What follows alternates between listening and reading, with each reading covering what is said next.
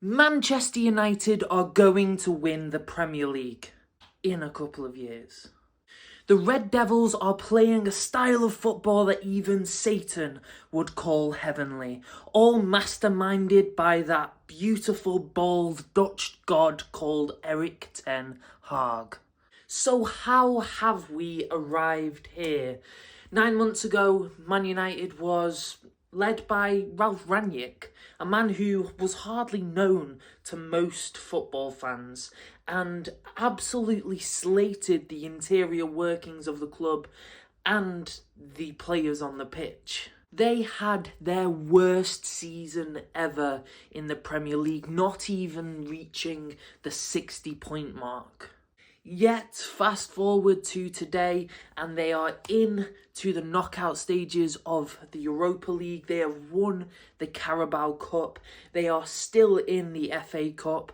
And yes, they are in with a chance of the Premier League. Now, it might only be Man United Twitter that believes that, but mathematically, they are in with a shout. So how has this beautiful, bold man turned it around so much?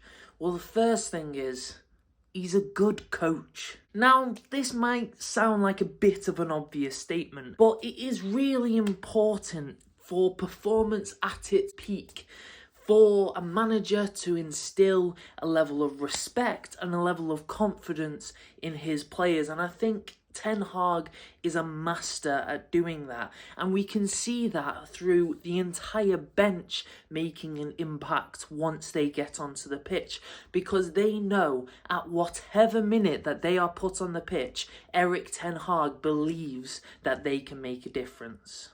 Over the past few years, Manchester United really haven't had this. They've been struck by Jose Mourinho, who's more bothered about his own ego than he is about anybody else. They've had Ollie, who was, let's face it, a caretaker manager whose contract ran him too long. He didn't have the authority with the players. He couldn't tell any of them off. He was, the fun uncle. And that's really not what Manchester United need. I could almost guarantee, with this level of trajectory, Manchester United will be one of the best teams in Europe over the next 10 years. And that's not to say that Erik ten Hag will necessarily be here in 10 years, but it does mean that he will have structured the club in a way, hopefully with the new buyout coming from wherever it comes from, that he'll have structured the club in a way that is sound for other managers coming in. Now, do I believe that Manchester United has a chance at the Premier League title this year? No. I don't think it's even their priority. Their priority is to get Champions League football and to let Arsenal do whatever they do, and the fans go absolutely mental and won't stop talking about it for the next 50 years. But, leave them be. They've done a good job. The players deserve it. Not entirely sure about the fans, but the players deserve it. They've done an amazing job. United don't necessarily need to get drawn into that scrap. Let Man City and Arsenal have it. United just need to improve upon last season. It's all about points for the United. If they can get above 70 points for the season, that will be a tremendous victory for Erik ten Hag. There is a real feeling that Erik ten Hag is building something at Manchester United. It feels like there's a plan, and that's really exciting for Manchester United fans like myself, but for the Premier League, because it shows that it's not just money, despite the fact that they might be getting some in the future.